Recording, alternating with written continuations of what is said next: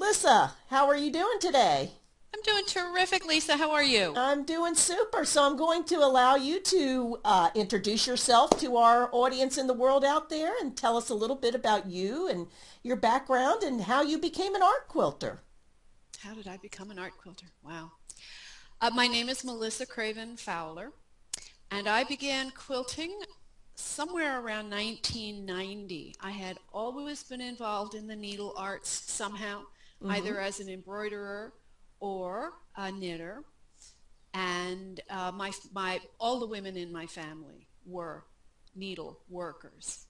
I had watched my sister quilting in 1990 when I visited her in Northern California, and I thought it looked like the most boring thing in the entire world. And then I went to one of my local guild quilt shows, and I walked in and I looked around and said, I could be in a lot of trouble here.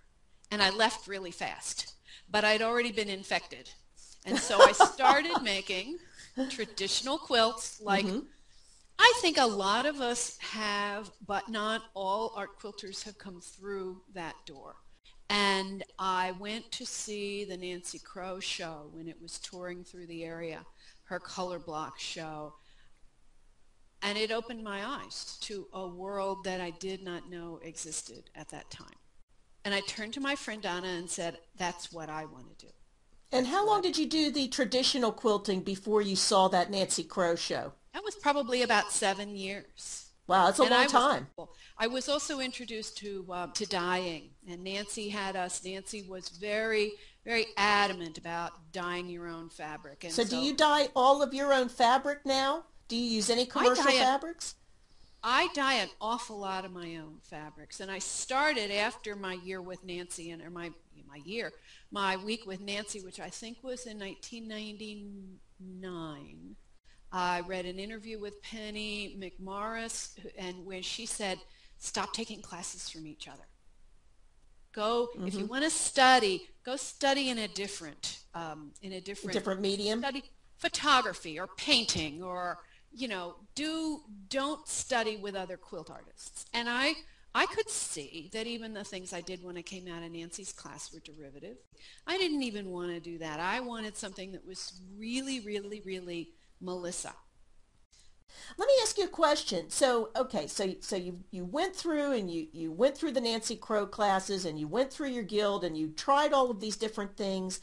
Now, I know a lot of your work, which is it's abstract.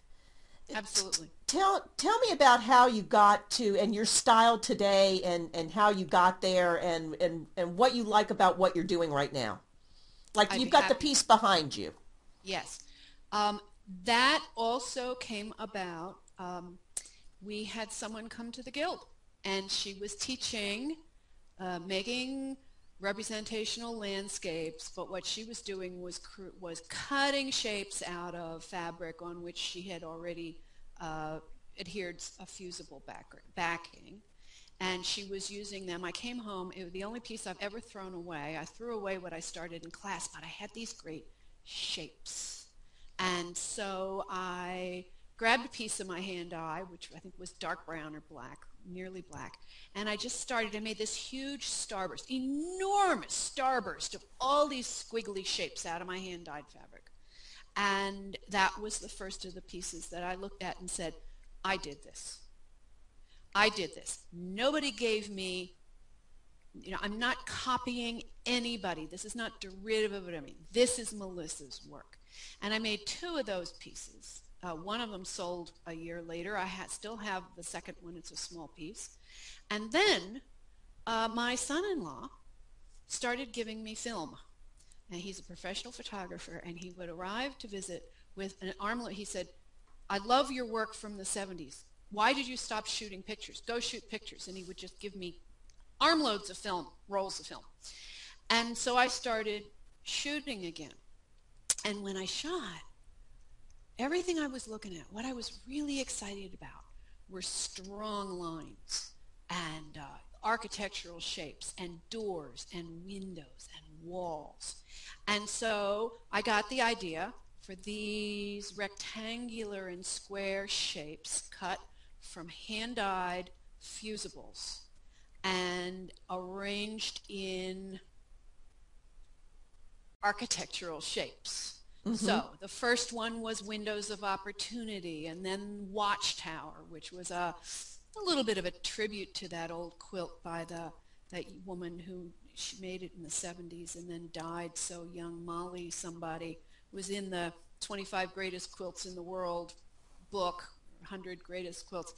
And I have continued. This, I believe, is the 30th or the 31st piece using what I now have are shoeboxes full of these colored shapes. And so I had these pieces that I had done in the early 2000s when I was just all stressed out from my job. I needed to be working in the studio, but I didn't have a vision to save myself. And I had just done all this incredible piecing and this elaborate quilting, and the pieces themselves were just boring. And so I got one of these pieces out, and I began to print over them.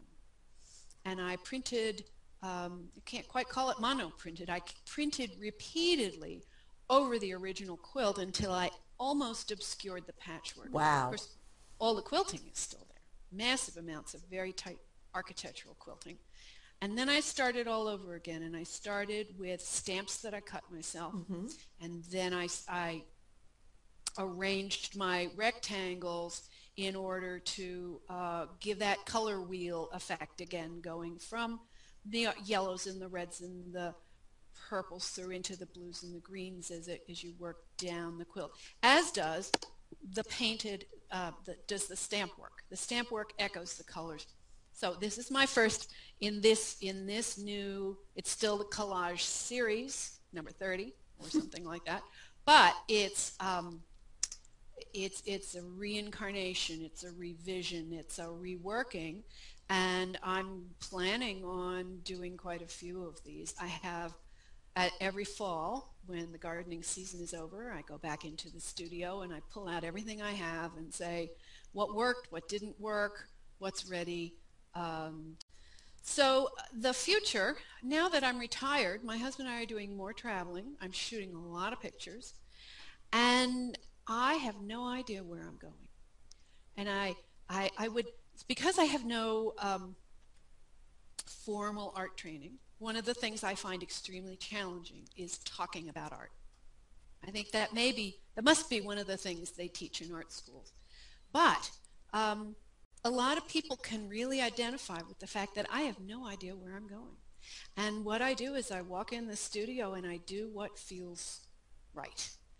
I just want to continue to make artwork, and where it takes me, I have no idea. I'm just riding with it. So I like that.